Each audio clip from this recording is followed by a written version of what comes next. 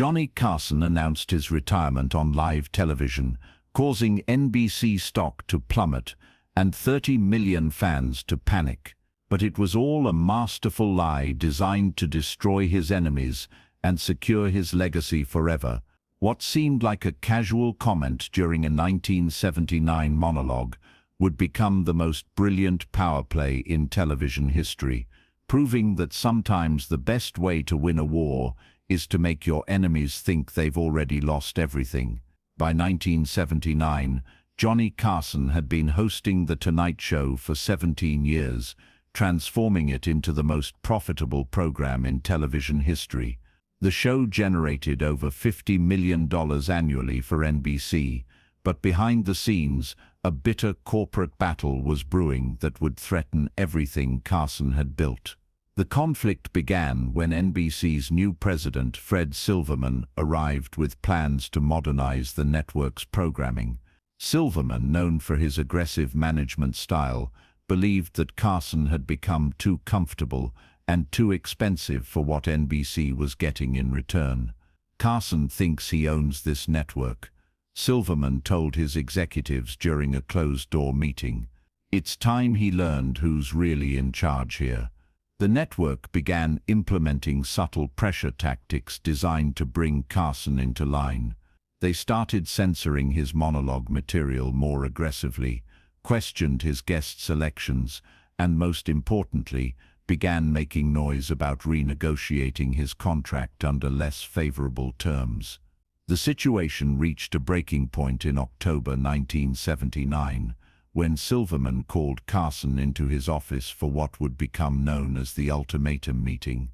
The NBC president had prepared what he believed was an offer Carson couldn't refuse and couldn't reject.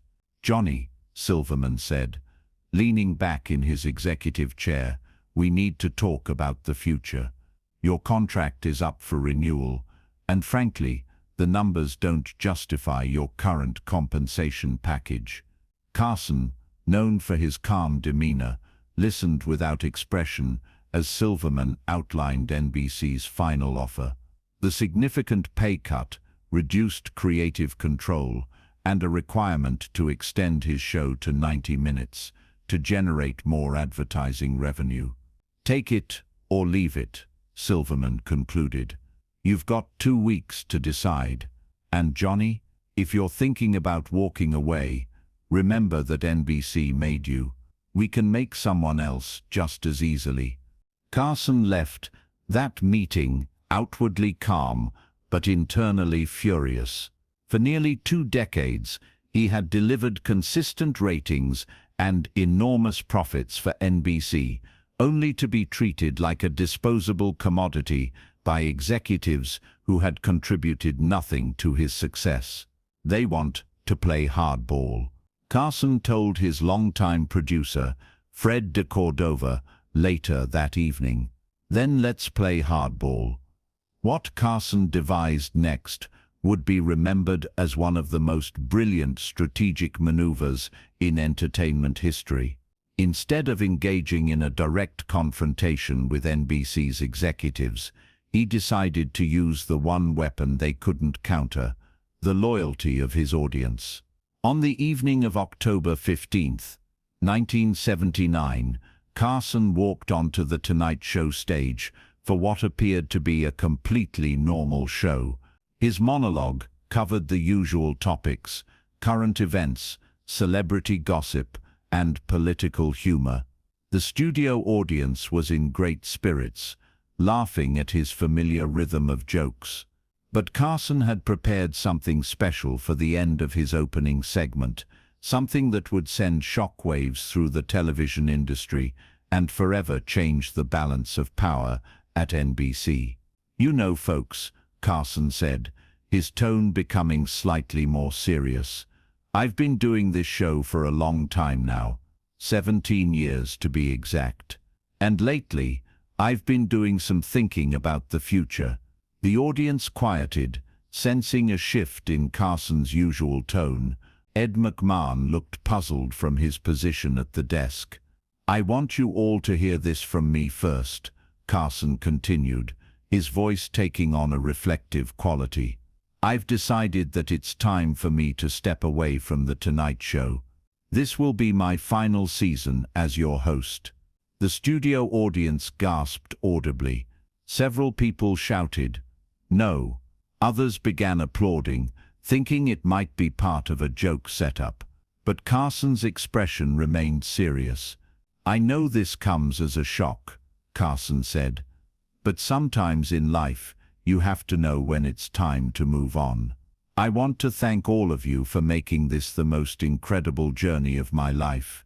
The camera captured the stunned faces of audience members, some with tears in their eyes.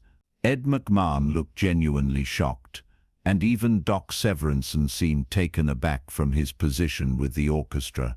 Within minutes of Carson's announcement, NBC's phone lines were flooded with calls from distraught viewers. The network's stock price, which had closed at $28.50 that day, began dropping immediately in after-hours trading as news of Carson's retirement spread. But the real chaos was happening in NBC's executive offices, where Fred Silverman was experiencing what he would later describe as the worst night of my career. "Get Carson on the phone," Silverman shouted at his assistants. "Find out what the hell he thinks he's doing." But Carson had anticipated this reaction. He had instructed his staff to inform NBC that he would not be taking any calls that evening, as he was spending time with family to process this difficult decision. By the next morning, Carson's retirement announcement was front-page news across the country. "King of Late Night calls it quits," screamed the headline in the Los Angeles Times.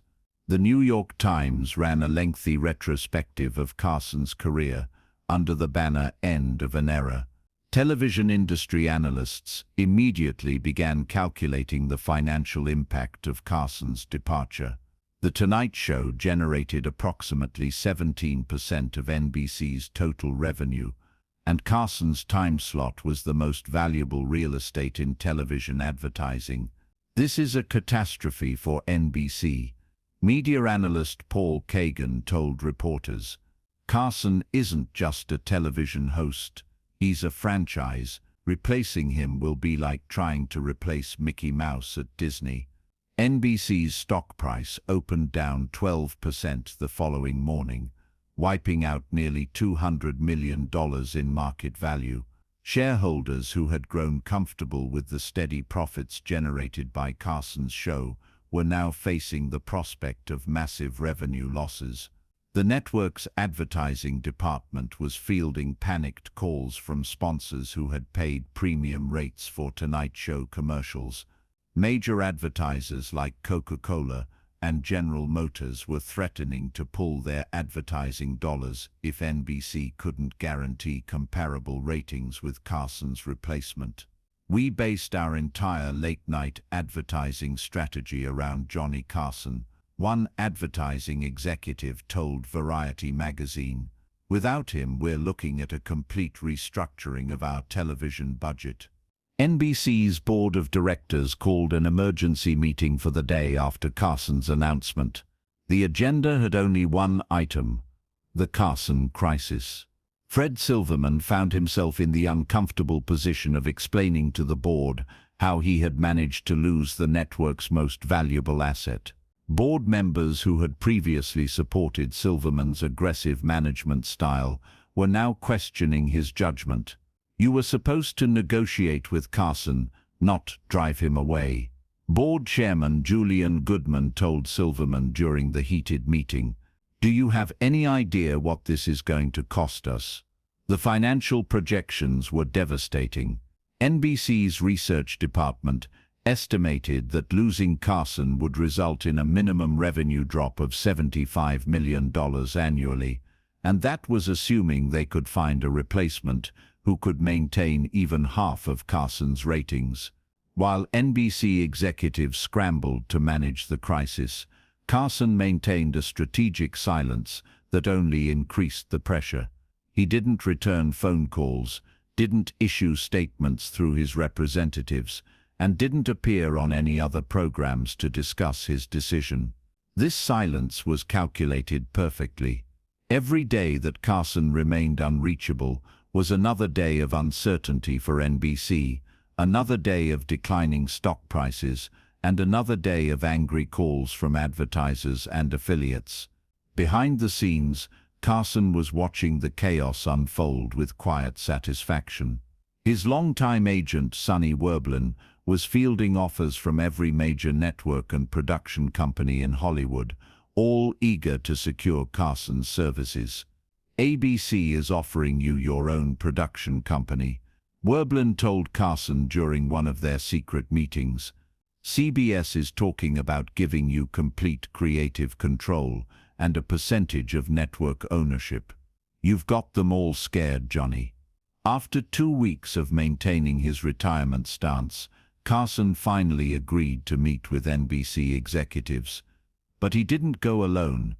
He brought a team of lawyers, agents, and financial advisors that looked more like a corporate takeover than a contract negotiation. The meeting took place in NBC's largest conference room, with Carson sitting calmly across from a table full of increasingly desperate network executives. Fred Silverman, who had been so confident during their previous encounter, now looked haggard and defeated. Johnny, Silverman began, "I think there may have been some misunderstandings about our previous conversation." Carson held up his hand to stop him. "Fred, let's be clear about something. There were no misunderstandings. You told me what NBC was willing to offer, and I made my decision based on that information." What Carson presented next would become legendary in Hollywood negotiating circles. Instead of asking for more money or better terms, he did something that caught NBC completely off guard. He offered to stay. "Here's what I'm willing to do," Carson said, sliding a document across the table. "I'll reconsider my retirement, but only under very specific conditions." The conditions were breathtaking in their scope. Carson wanted complete creative control over The Tonight Show, including the right to approve all network interference. He wanted a salary increase that would make him the highest-paid performer in television history. Most importantly, he wanted a guarantee that NBC would never again attempt to strong-arm him into unfavorable contract terms.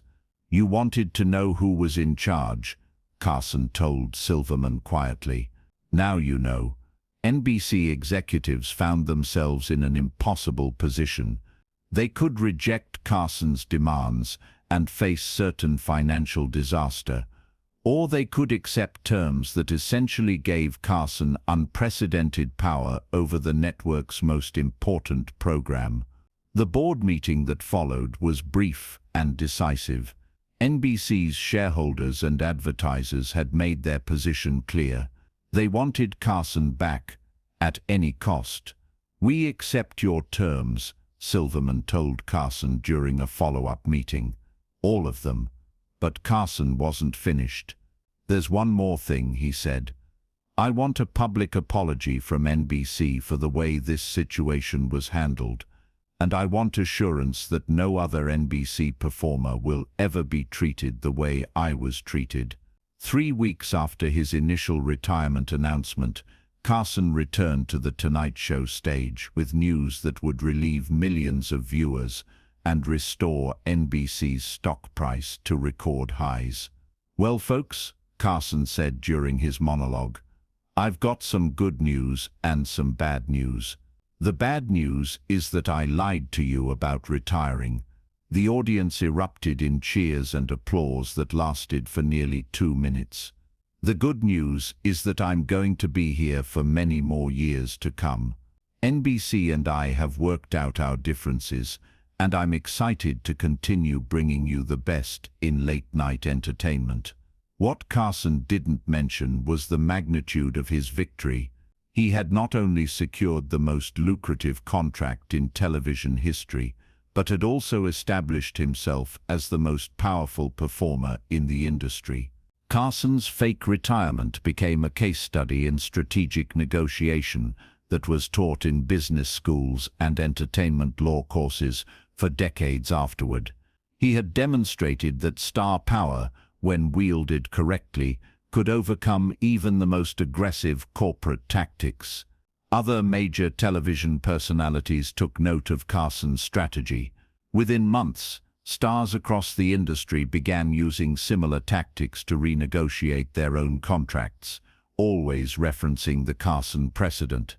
Johnny showed every performer in Hollywood that they didn't have to be victims of corporate greed, said entertainment lawyer Jake Bloom.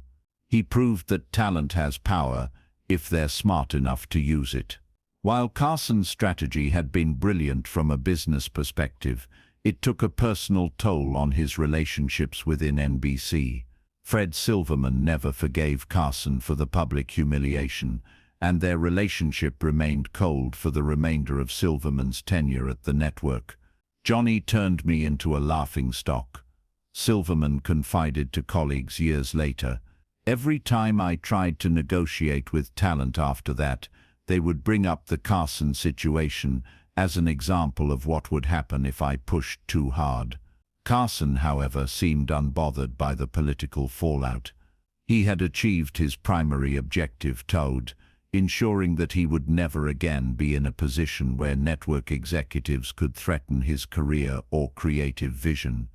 The fake retirement established a template that Carson would use throughout the remainder of his career. Whenever NBC executives became too demanding or tried to interfere with his show, Carson would simply hint at retirement, watching as stock prices dropped and executives scrambled to appease him. This power dynamic lasted for the remainder of Carson's career. He eventually retired on his own terms in 1992, leaving behind a legacy that no subsequent host has been able to match. "Johnny taught everyone in the industry a valuable lesson," said longtime Tonight Show producer Peter Lassley. "Never underestimate the power of someone who truly understands their own worth." Carson's fake retirement remains one of the most brilliant strategic maneuvers in entertainment history. He had turned NBC's attempt to diminish his power into an opportunity to increase it exponentially. More importantly, he had demonstrated that in the television industry, audience loyalty was the ultimate currency. Executives could threaten and intimidate, but they couldn't manufacture the genuine connection that Carson had built with viewers over decades of consistent excellence. The lesson was clear in the entertainment business: the person who controls the audience controls everything, and Johnny Carson had just proven that he was the undisputed master of that control. Years later, when asked about the fake retirement, Carson would smile and say, "Sometimes the best way to win a game is to convince your opponents that they've already lost." If this incredible story of strategic brilliance and corporate warfare moved you, make sure to subscribe and hit that thumbs up button. Share this video with someone who needs to hear about the power of knowing your own worth and never backing down to bullies. Have you ever seen someone turn the tables on their enemies with pure strategic genius? Let us know in the comments, and don't forget to ring that notification bell for more amazing true stories about the moments when underdogs become untouchable.